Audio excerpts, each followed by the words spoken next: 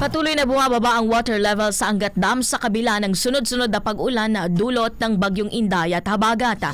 Batay sa tala ng Provincial Disaster Risk Reduction and Management Office o PDRRMO, nasa 155.91 meters na lamang ang water level ng dam kahapon, July 12, mas mababa kumpara sa 156.07 meters na naitala noong July 11. Nagdudulot na ito ng pangamba sa mga residente at magsasaka dahil ang Angat Dam ang pangunahing pinagmumula ng inuming tubig para sa Metro Manila at mga karatig na lalawigan.